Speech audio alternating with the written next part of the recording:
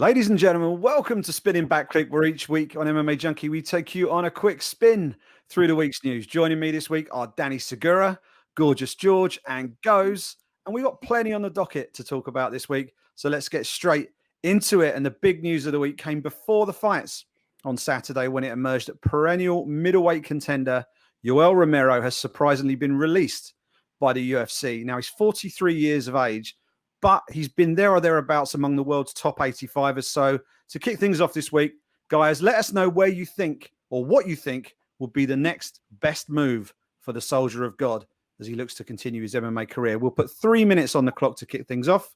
And Danny, you can lead us off, my friend. Before I give you guys my opinion on what should be next for Yoel Romero, can we just stop the whole, he's 43 years old, he's ancient, he's not going to fight again. He's one of the best middleweights of the world today. Arguably, he defeated the champion back in March. I thought he beat him. Obviously, a very lackluster fight, but he probably had some of the biggest strikes in that fight. And then prior to that, he had a war with Paulo Costa, who's one of the youngest and most promising fighters in that division as well. And you can't forget about the Luke Rockhold knockout, as well as the wars with former champ Robert Whittaker. So I know he's old, but in MMA years, the mileage is very, very low. So Yoel Romero still has plenty of fight left in him. So let's put that to a side. Now, what's next? I'd love to see him in Bellator. I think that's a promotion where it makes a lot of sense for him. I think he spiced things up in the middleweight division. Obviously, Gegard Mousasi there would be very interesting. Plus, we get him here in the States, so we still get some Yoel Romero fireworks on Thursday nights. So I'm all in for Yoel Romero on a Bellator move. What do you reckon, George? Is Bellator the natural play here? And as he said, he has still got plenty of miles on the clock, I think. You would think so because they have the money, they have the pocketbook to sign a free agent like that. But I think they've learned from their past, and they seem to be building their youth. So yeah, he's got the gas left in the tank. He's in great shape at 43. But I think, man, it comes down to he must have wanted too much money. I mean, he fought in March. Why did this take so long for him to be grouped into those 60 cuts? So it must have been a negotiation that didn't go well. Maybe he's difficult behind the scenes. Who knows? He's only fought 6 times in the last 4 years. He's had 4 bonuses, so he can deliver. But at the same time, there's times where, I don't know, I saw the other fight differently than Danny. I saw it as kind of a snoozer. I thought Izzy won. But look, to answer the question, PFL, if he can recharge and say, give us 5 fights in 1 year, $1 million and some change is yours, or just go to one championship. Maybe mix it up with Vitor Belfort over there. Yeah, I think he's got options, Goes, and he's fought for the belt, whether it be an interim belt or the undisputed belt, 4 times. So he's an elite guy. So where is the best fit? Well, let me just say, I'm glad I didn't have to go after Danny, because then I cannot roll my R's like that, gentleman. But Yoel's in an interesting situation because he gets paid a pretty good penny by the UFC. So really, wherever he goes, I have to imagine he's going to want that big contract. A lot of people point to Bellator, but I think Bellator has shown that they're kind of focused more on the homegrown talent. I think otherwise they would have maybe signed a guy like Fabricio Verdum. CPFL, the money they put out for Verdum and Clarissa Shields, I don't know if they're going to be willing to do that, guys. So for me, look at his management group, who he's represented. They did a great deal with Demetrius Johnson over at One Championship. I think that is probably the guys that we're looking for. But don't be shocked if you see him in BKFC. Oh, my goodness. Yoel Romero in BKFC. Hold on to your hats. But moving things on, when quizzed about Romero's release during the post-fight press conference this weekend, UFC President Dana White revealed that, as George alluded to earlier, there are more cuts on the way, with the UFC set to release as many as 60 fighters, 60 in the remaining weeks of 2020. So what does this tell you about the way the UFC are moving as we head into 2021? And what do you think the driving force is behind all these cuts as they look to sort of clear the decks ahead of a new year? We'll put 3 more minutes on the clock for this one. And George, you can go first. All right. Basically, I think what happened was the pandemic had them, they had to alter the way they did business. And I think they signed a lot of fighters that may have been one step away from the major leagues. But because they had, limited access to their international fighters early on, and at the same time, they had so many fighters falling out, I think they were able to look in the local scene and grab a few of them. And look, a few of them have fought for their spots, and they're going to hang on, and a few may not.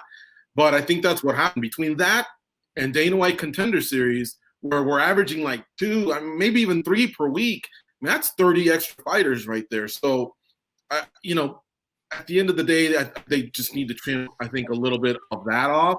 Plus, we kind of have gotten these roster purges like every so often, every few years. So I think they just accumulate and clutter, and it reaches its end point. So we'll see. Let's see what the names are. The bigger names may tell us that it may have been one of those deals where maybe too much money was being written out, too high checks were being written out for those guys. But otherwise, I think it's just roster clutter.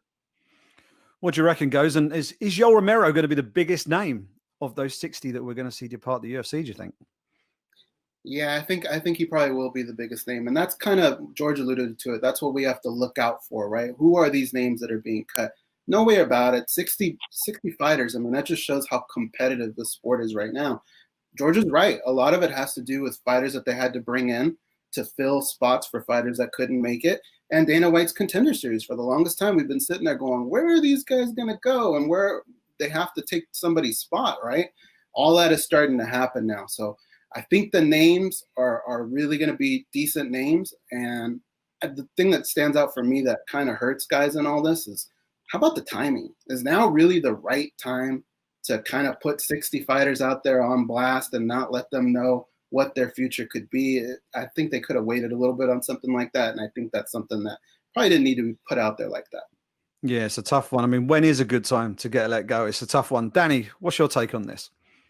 I think it's a combination of things, but mainly we're seeing sort of that generational change, right? I think this is a time, especially with Dana White Contender Series, we're realizing that the next generation is here. The kids that were born in the late 90s, they're fighting and they're doing quite well and they're picking up great wins. And look, let's not forget, the UFC is a business and a very smart business. So they're making business decisions. They can maybe water down the product a little bit more by, cutting down some of the bigger names. So watering down the product a little more as far as the bigger names, but still get some of these new generation fighters in that may not be that well known, but in the long run, they will. We were just coming off the UFC Vegas 16 card. That card didn't have all that great name value, but look at how many great finishes it produced. So they're kind of realizing like, hey, this new generation is pretty good. Let's get more of that talent in there. Yeah, maybe keep the big stars and build some new ones. It'll be interesting to see how they do things in 2021. One thing they're going to have to deal with is COVID-19. It's showing no signs of going away anytime soon. And the coronavirus hit the UFC pretty hard over the last few weeks. Positive tests forcing a host of bouts, including the main event at UFC on ESPN 18, to be scrapped. Now, given the increase in lost matchups and last-minute card changes, guys, what's your assessment of how the UFC are actually dealing with COVID right now and, the protocols that are currently in place? Do they need to be revisited and tweaked a little bit in order to keep fight cards intact and positive tests down? Or are they really doing all they can right now as they operate in the midst of a pandemic? We'll do 2 minutes on the clock for this one. And Ghost, you can go first. Well, I think conversation is always good. I think you always have to try and reinvent things and just be communicating with each other. But I think the UFC's done a pretty good job right now. I mean, you look at all the other sports, the thing that's been the most successful is the bubble. But in mixed martial arts, and especially in the UFC, I mean, we're a year-round sport. I don't know that you could do something like that. And at the same time, you have to juggle having these fights and making them a true representation of what they should be. Yeah, maybe you can cut to one cornerman, right? That's less people that can be infected. But at the end of the day, those coaches are necessary. And you don't want to do things that are going to take away from getting a true representation of the fight. So right now, I think UFC is doing a great job, but keep that communication open. Yeah, it's tricky, Danny, because obviously when they've been over to Fight Island, they seem to have really got it nailed over there. We're getting a few problems over in Vegas. Do you think that maybe things need to be tightened up in that particular area of the operation? They do. They definitely do. And look, Dana White has said it before. I'm not planning ahead. I don't know what's going to happen in the next month. So we kind of have to just roll with the punches. And I think you have to include the protocol in there. There has to be some adjustments going along. No, hey, look, we had this at the beginning of the pandemic. This is what we're sticking with. No, there has to be some adjustments throughout, the course of this global pandemic. Now in Abu Dhabi, obviously, we got a great situation there as far as the number of cases in the U.S. Things aren't that great, so obviously that doesn't help. But they do have to tighten things up. We've seen in some embedded, and I think our editor Simon Samano pointed this out on Twitter, how they're getting through the fight week. They're supposed to be, once they're there, they're supposed to be good to go. But you see them go out, you see them training gyms around Vegas. So that needs to be tightened up if you want to keep it positive tests down and these fights falling through during fight week. Yeah, George, really quickly, my friend, what's your 5-second take? Stricter bubble. The NBA had no infections in like 3 months. They can't be letting anybody leave anymore. We follow them on social media, and we know they are leaving midway through. You just have to tighten that up. Yeah, it is a tough one. You know, there are no perfect answers when it comes to this thing. So keeping an eye on everything that is happening with them and COVID going forward. Looking forward to Fight Island, of course, early in 2021. Now, one guy who actually benefited from all of the COVID upheaval over the last week or so was Marvin Vittoris, who stepped in on short notice, put on a great performance to defeat Jack Hermansson in Saturday night's main event. Now, he's well and truly in the mix now at the top of that UFC middleweight division.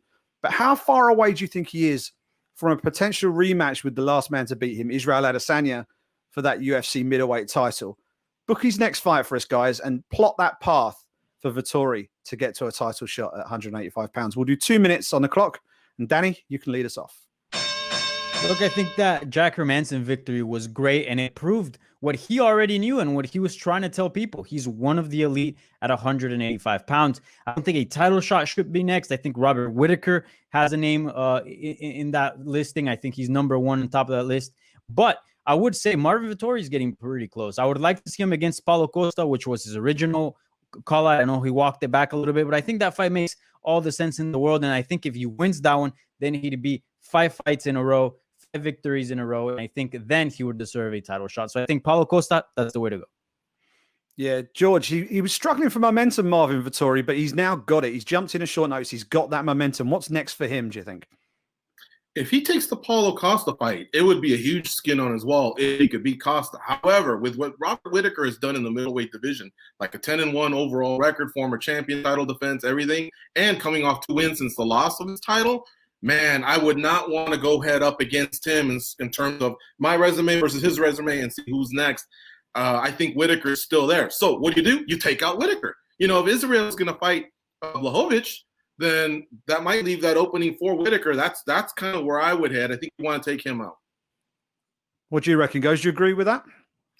I agree with it to a certain extent, but I don't think the UFC will give him that fight. I really think they liked that Paulo Costa call out. I think he's 1 fight away from getting that title shot, but there's so many things, so many outside factors. All it takes is an Israel Adesanya and John Jones Twitter beef to get reignited, and now we got to throw his name into the hat. So there's so many different things that need to happen here for that fight to actually get there. I would say take the fight with Paulo Costa, but get some kind of rest, because you can't go through Hermansson and Costa and not lose something. You know, those are going to be tough fights, but I think 2 wins like those will definitely prove he's ready for the champion. Yeah, and it's good to see him back in the mix. He's had so many fights fall through over the last 18 months or so. So Marvin Vittoris right back in the thick of it at 185 pounds. And to wrap things up this week, guys, one man who is looking to make a big impact in early 2021 is former UFC bantamweight champion TJ Dillashaw, who's getting ready to return from a 2-year USADA suspension after testing positive for EPO. Now, he wants to get straight back in there and fight for the belt first time out. But given the reasons for his absence, plus the strength of the UFC's bantamweight division right now, do you think the UFC should grant him his wish, or should he have to be made to fight someone else first? Let us know how you'd book the former champ when he's cleared to return to the cage at the end of January. And give us a final prediction. Will Dillashaw eventually get his hands on that UFC bantamweight strap again? 2 minutes to finish off, guys. And George, you go first. Well, I'm going to apply the same logic from the last question to this question, because let's face it, it was fantastic. So this is what you do, is Corey Sandhagen's kind of in your way, because let's be clear about this. It's Sterling and Jan, 102 are ready to go. I don't think Dillashaw can wait for the winner of that one. And so he needs to fight Corey Sandhagen. Otherwise, if he takes another fight, then I think Sandhagen may just be ready to go. Or if Sandhagen beats somebody along the way, then Sandhagen may just have too much of that shine. He's young, he's exciting, good kid. I think the UFC likes him. So you want to take out that top cat if you're going to call for that type of a shot. What do you reckon, Goes? Do you think Dillashaw's going to come back into that bantamweight division and just find his way back to the top again? I think eventually he'll find his way up the top, but I don't really understand his logic of he just deserves to be that next guy. That doesn't really make much sense. But I do understand why he's asking for it. He's asking for it because the UFC has done crazy things like that in the past. So I don't hate him for doing that.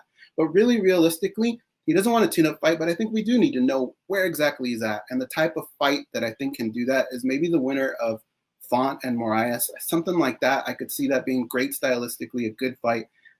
But I don't think his road is as long as other people's road. It's a tough one, Danny. I mean, he looked like one of the best pound-for-pound fighters in the world before it all went wrong for him. So, I mean, how's he going to bounce back? And is he going to need to fight one or two guys first before he gets his shot at that belt again? Look, I don't want to be Debbie Downer here on this show, but I have to call it how it is.